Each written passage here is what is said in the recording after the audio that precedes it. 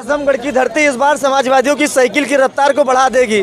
बढ़ा नहीं देगी, चुनाव जिता के भेजेगी। बढ़ाने की बात मत करिए। और दोनों सीटें आजमगढ़ और लालगंज दोनों सीटों पे समाजवादी पार्टी का प्रत्याशी जीतेगा। आजमगढ़ की धरती हमेशा समाजवादी पार्टी की रही है, समाजवादी पार्टी का साथ सपोर्ट करती रही है, चाहे रमाकांत यादव रहे हों, जैसे लोग लड़ते रहे हैं, तो वहाँ पर यादवों का भी वोट ज़्यादा है, तो वो समाजवादी पार्टी का है। पूर्वांचल में पूरे कहीं भी भारतीय जनता पार्टी का वोट नहीं है, वो दूसरे के बल पर अपना समर्थन दे करके लड़ती है। इसीलिए नरेंद्र मोदी जी ने 2017 में उत्तर प्रदेश में भारतीय जनता पार्टी के किसी आदमी को मुख्यमंत्री न बना करके एक निर्दलीय व्यक्ति बाबा योगी आदित्यनाथ को मुख्यमंत्री बनाया है। अच्छा, धर्मेंद्र जी बड़े नेता हैं, छात्र राजनीति से आए हैं। इलाहाबाद की छात्र राजनीति से उन्होंने राजनीति शुरू की थी। उनका कद बड़ा है, उनके आगे निरहुआ कहीं भी नहीं ठहरते। रही बात जो आपने कहा कि निरहुआ ने चैलेंज किया था कि हम अखिलेश यादव जी के खिलाफ चुनाव लड़ेंगे, तो उनकी कोई हैसियत नहीं। अखिलेश यादव जी देश के नेता हैं, प्रदेश के नेता हैं। उनकी निरहुआ एक किसी भी गांव में, मैं कहता हूं हमारे गांव में आके सरपंच का चुनाव लड़के जीत के दिखा दें, मैं तो निरहुआ को बड़ा नेता मानूंगा। एक बात, पूर्वांचल की बात मत करिए। दिनेश लाल यादव निरहुआ अगर गाजीपुर का, तो गाजीपुर से क्यों नहीं लड़ते? अच्छा, बनारस से क्यों नहीं लड़ते? अच्छा, इलाहाबाद से क्यों नहीं लड़ते? गोरखपुर से क्यों नहीं जाकर लड़ते? केवल आजमगढ़ सब लोग देख लिए हो। आजमगढ़ को चारागाह बनाना चाहते हो। वहाँ के यादव नहीं है, वहाँ के नेता नहीं है, वहाँ के राजनीति करने वाले राजनीतिज्ञ नहीं है। ये आजमगढ़ में क्या लग रहा है, साइकिल चलेगी, कमल खिल जाएगा फिर? साइकिल चलेगी और क्या चलेगा, क्योंकि लास्ट टाइम बहुत ज़्यादा अंतर नहीं रहा था। जो ये चुनाव जीते थे निरहुआ, लहंगा से रिमोट से लहंगा उठाने वाले जब क्या कहते हैं समाज के बीच आ जाए सांसद बन के, तो उस जनता का क्या होगा आप खुद ही जानिए। ये तो इंसान को सोचना चाहिए, हमारी जनता को सोचना चाहिए कि ये सिर्फ नाटककार है या बहरूपिया टाइप के। दिनेश लाल यादव निरहुआ जी हारेंगे। धर्मेंद्र यादव जी जीतेंगे। अच्छा, हाँ जीतेंगे। ऐसा क्यों, कैसे कह सकते हैं? अभी चुनाव भी नहीं हुआ, आप कैसे पहले कह सकते हैं? देखिए, वो समाजवादियों का गढ़ रहा है। समाजवादी जनता है वहाँ की। अच्छा। केवल नेता नहीं है, जनता भी समाजवादी विचारधारा की है। अच्छा। और समाजवादी विचारधारा में ये होता है कि कम से कम बात तो सुने। अच्छा। ये जो सरकार है, ये निरंकुश है, तानाशाही सरकार है, तो इससे ऊबन महसूस हो रही है। और दूसरी बात कि दिनेश लाल निरहू जो है अभी आजमगढ़ के लिए कुछ किए नहीं है। अच्छा, आजमगढ़ के लिए जो विकास हुआ है वास्तव में समाजवादी पार्टी के समय में ही विकास हुआ था।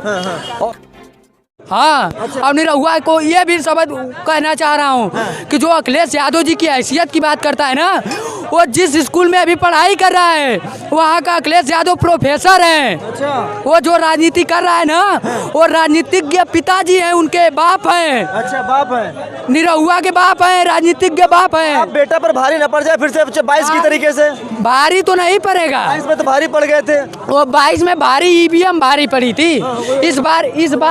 इस बार आजमगढ़ वाले जनता मूड बना ली है कि इस बार आएंगे वो लोग। अच्छा, अगर ईवीएम छेड़खानी करेंगे तो गोजी डंडा लेके जैसे रमाकांत यादव जी बैठे थे, इस बार उसी तरह विधानसभा में जैसे लेकर बैठे थे 10 की सीट रमाकांत यादव जी ने जिताया ना, इस बार हर जिले की जनता, हर क्षेत्र का नेता डंडा लेकर निरहुआ को जो रही है कि निरहुआ आए। अच्छा, निरहुआ आए। हाँ, इस तैयार है। मुकाबला इस बार ईवीएम से उनका होगा। ठीक है, और भी लोगों से बातचीत करेंगे। क्या कहना चाहिए? आजमगढ़ से दिनेश लाल यादव निरहुआ दहाड़ रहे हैं कि जैसे 22 में हराए थे, इस बार उससे भी बड़ी हार होगी समाजवादियों की। क्या कहना चाहेंगे आजमगढ़ के चुनाव को लेकर आप लगातार? देखिए, मैं बिना लाग लपेट के कहना चाहूँगा, और मैं आजमगढ़ का मूल निवासी हूँ। अच्छा। और वहाँ के रग रग के बारे में जानकारी है, हर चीज़ के बारे में जानकारी है। देखिए, अब की बार दिनेश लाल यादव निरहुआ जी हारेंगे। धर्मेंद्र यादव जी जीतेंगे। अच्छा, हाँ जीतेंगे। ऐसा क्यों, कैसे कह सकते हैं? अभी चुनाव भी नहीं हुआ, आप कैसे पहले कह सकते हैं? देखिए, वो समाजवादियों का गढ़ रहा है। समाजवादी जनता है वहाँ की। अच्छा। केवल नेता नहीं है, जनता भी समाजवादी विचारधारा की है। अच्छा। और समाजवादी विचारधारा में ये होता है कि कम से कम बात तो सुने। अच्छा।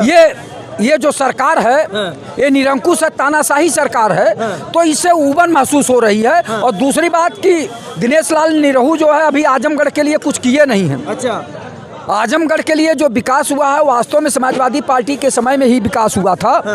आप अगर अखिलेश यादव जी किसी एक गरीब के बेटे को भी हाथ उठा के खड़ा कर दिए होते कि आपकी बार इनको चुनाव जिता के भेज देना, तो जनता वहाँ की अपार बहुमत से उसको जिता के भेज देती। यही तो सवाल उठाया कि पूर्वांचल में समाजवादी पार्टी के पास कोई यादव नहीं था जो उनको धर्मेंद्र यादव को भेजा, किसी यादव को लड़ा देते। देख वहाँ की जनता बहुत जागरूक है। दिनेश लाल यादव निरहुआ एक बार जीत गए उपचुनाव में, वो भूल चूक कभी कभी भूल चूक हो जाती है ना जनता से। जनता भी कभी कभी भूल चूक कर देती है कि जरा इसको भी देख लें।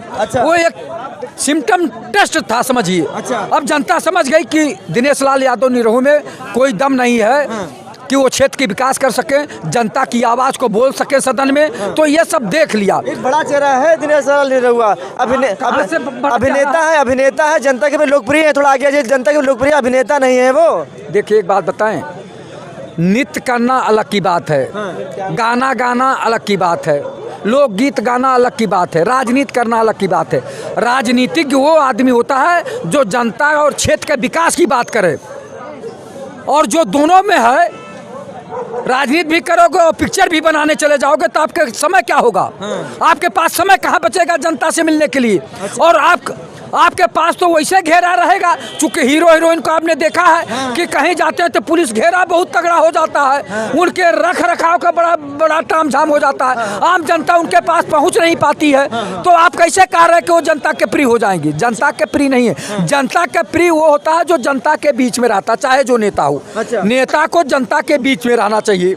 आजमगढ़ की धरती हमेशा समाजवादी पार्टी की रही है, समाजवादी पार्टी का साथ सपोर्ट करती रही है, चाहे रमाकांत यादव रहे हों, जैसे लोग लड़ते रहे हैं। तो वहाँ पर यादवों का भी वोट ज़्यादा है, तो वो समाजवादी पार्टी का है। पूर्वांचल में पूरे कहीं भी भारतीय जनता पार्टी का वोट नहीं है, वो दूसरे के बल पर अपना समर्थन दे करके लड़ती है।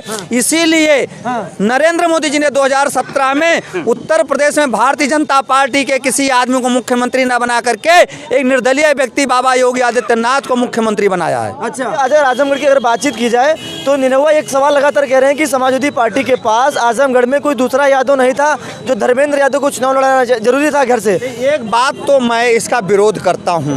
एक ही परिवार के लोग मैनपुरी से और बलिया तक क्यों लड़ेंगे? अच्छा, इसका मैं विरोध करता हूं भाई, चाहे कुछ भी हो। इस बात का मैं विरोध करता हूं कि जो आजमगढ़ की जनता है जिसने 30 साल 35 साल 40 साल 50 साल मेहनत किया है, वहां के कार्यकर्ता को क्यों नहीं लड़ने दिया जाता है? डर है क्या समाजवादी पार्टी को कि अगर घर से कोई प्रत्याशी ना आए तो भाजपा का मुकाबला नहीं कर पाएगा? क्या डर है क्या? ऐसी बात नहीं है। दम तो वही रहेगा, क्योंकि वहाँ भारतीय जनता पार्टी का कोई महत्व तो नहीं है। अच्छा, ऐसा नहीं कि मतलब धर्मेंद्र तो एक बड़ा चेहरा है, अखिलेश तो चचेरे भाई है। चेहरा है भाई, जो 40 साल आदमी वहाँ पार्टी में मेहनत किया, 25 साल मेहनत किया, उससे बड़ा चेहरा है क्या धर्मेंद्र यादव? धर्मेंद्र यादव की कितनी उम्र है भाई? अखिलेश तो चचेरे भाई है, इस नाते उम्र है, इस नाते वोट मिल सकता है। मैं पूछ रहा हूँ कितनी उम्र है? अच्छा, वोट धर्मेंद्र यादव जाके मांग ले, वहाँ का कार्यकर्ता अगर साथ छोड़ दे, धर्मेंद्र यादव को 100 वोट मिल जाए तो बताना हमको। अच्छा, व्यक्तिगत कोई वोट नहीं है? उनका व्यक्तिगत कोई वोट नहीं है भाई। अच्छा, सब पार्टी कार्यकर्ता का वोट है। कार्यकर्ता का वोट है, कार्यकर्ता मेहनत करता है। अखिलेश यादव का अपना कोई वोट है क्या? कहीं पर एक प्रत्याशी अकेले जाकर जिता ले, कार्यकर्ता वहाँ से हट जाए के। कोई भी प्रत्याशी पूरे भारत का किसी भी पार्टी का मैं बात करता हूँ, नरेंद्र मोदी जी अपने जो कार्यकर्ताओं को हटा दे, बनारस से लड़के जीत के दिखा दे, किसी की हैसियत की बात मैं करता हूँ, इस तरीके की बात करता हूँ भाई। सारे नेताओं कार्यकर्ताओं के बदौलत जीतते हैं लोग, और कार्यकर्ताओं को दरकिनार कर दिया जाता है। और क्या बताएं? ये बहुत गलत तरीका है। अच्छा, और भी लोगों से बातचीत करेंगे। आजमगढ़ में क्या लग रहा है, साइकिल चलेगी, कमल खिल जाएगा फिर? साइकिल चलेगी और क्या चलेगा, क्योंकि लास्ट टाइम बहुत ज़्यादा अंतर नहीं रहा था। जो ये चुनाव जीते थे निरहुआ, लहंगा से उठाए, रिमोट से लहंगा उठाने वाले जब क्या कहते हैं समाज के बीच आ जाए सांसद बन के, तो उस जनता का क्या होगा आप खुद जानिए। ये तो इंसान को सोचना चाहिए, हमारी जनता को सोचना चाहिए कि ये सिर्फ नाटककार हैं या बहरूपिया टाइप के।